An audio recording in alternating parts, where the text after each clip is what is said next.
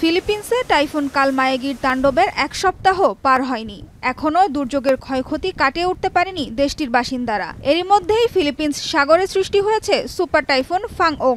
ফিলিপিন্সের উত্তরাঞ্চলে আঘাত হানতে দ্রুত অগ্রসর হচ্ছে ঘূর্ণিঝড়টি।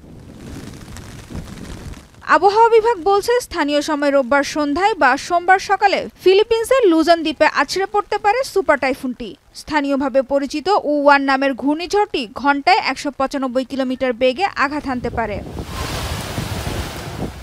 ফিলিপিন্সের বিমানবন্দরগুলোতে ঘূর্ণিঝড় ফাং-ওং এর উচ্চ সতর্কতা জারি করেছে দেশটির বেসামরিক বিমান নিয়ন্ত্রক সংস্থা। পর্যটকদের জন্য ভ্রমণ সতর্কতাও জারি করা হয়েছে।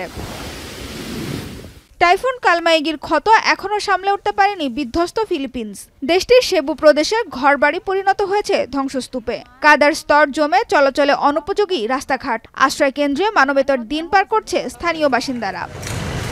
গেল কয়েক বছরে ফিলিপিন্সে বন্যা নিয়ন্ত্রণ প্রকল্পে কয়েক বিলিয়ন অর্থ ব্যয় করা হয়েছে। তবে সেই অর্থের যথাযথ ব্যবহার নিয়ে প্রশ্ন রয়েছে বন্যায় ক্ষতিগ্রস্তদের মনে। কালমায়েগির তাণ্ডবে লণ্ডভণ্ড ভিয়েতনামও। ঝড়ের পর এখনও বিদ্যুৎ বিচ্ছিন্ন দেশটির গিয়ালাই প্রদেশের বাসিন্দারা। দেখা দিয়েছে সুপেয় পানির তীব্র সংকট।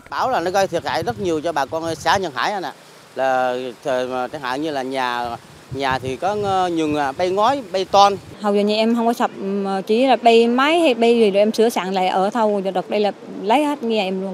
ঘরবাড়ি ক্ষয়ক্ষতির পাশাপাশি বন্যায় ভেসে গেছে ফসলি জমি ও মাছের পুকুর। Trong em mới làm nữa, bỏ số vốn nữa keo quá. Giờ dài cũng mất tính luôn chỉ làm được. Philippines ও ভিয়েতনামে আঘাতের পর দুর্বল হয়ে পড়েছে টাইফুন কালমায়েগি। থাইল্যান্ডের মধ্য ও নিম্নাঞ্চলে নিম্নচাপ সৃষ্টি করেছে ঘূর্ণিঝড়টি। এতে আগামী কয়েকদিন দেশটিতে বৃষ্টিপাত অব্যাহত থাকতে পারে বলে জানিয়েছে আবহাওয়া অফিস। সানজিদা ইসলাম তন্নি, এখন বিশ্ব। শিয়া বাটার ও ভিটামিন ই সমৃদ্ধ লিলি বিউটি সোপ, তারুণ্যময় উজ্জ্বল ত্বকের জন্য। রিমার্ক